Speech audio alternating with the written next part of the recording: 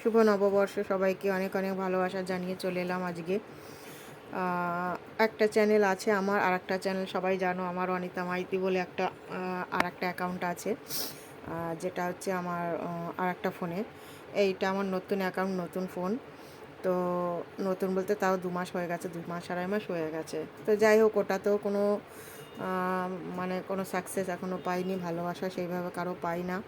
তো যাই হোক, ভেবেছিলাম হয়তো আর একটা চ্যানেল খুলবো, নতুন কোনো চ্যানেল খুলবো, সেখানে হয়তো আমার বন্ধুরা কিছু হলেও ভালোবাসা দেবে। কিন্তু না, আমার আশাটাই বৃথা। যার কপাল খারাপ হয় তার সব দিক থেকেই খারাপ হয়, এটাই হচ্ছে বাস্তব। মেনে নিতে হয়, কিছু করার নেই। তবু যাই হোক, কাজ করছি, করতে হবে। কাজ করতে ভালো লাগে, যত কষ্টই হোক তবু কাজ করি, তোমাদের সাথে সেগুলো শেয়ারও করি কম সময়ের মধ্যে। তো যাই হোক, তোমাদের হয়তো ভালো লাগে না, তাই সেইভাবে ভালোবাসা দাও না। ভালোবাসা তার কারোর থেকে জোর করে আদায় করার জিনিস নয়। অবশ্যই যখন তোমাদের ভালো লাগবে তো হয়তো ভালোবাসা দেবে, সেই আশায় থাকলাম। তো চলো একটু রেসিপিগুলো দেখিয়ে দিই। গরম গরম ভাত করেছি, পটল ভাজা, বেগুন ভাজা, আর করেছি আম দিয়ে ডাল। এখন কিন্তু গরমের দিনে আম ডাল খেতে দারুণ লাগে। আর করেছি মাছের ঝোল ঝিঙে আলু দিয়ে।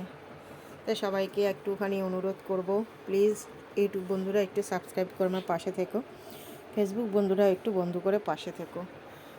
সবাইকে যদি একটু ভালোবাসা দিয়ে পাশে থাকি, আশা করি কেউ নিরাশ হবে না, সবাই একদিন সফলতা পাবো। তা সবাই ভালো থেকো, সুস্থ থেকো, টাটা সবাইকে।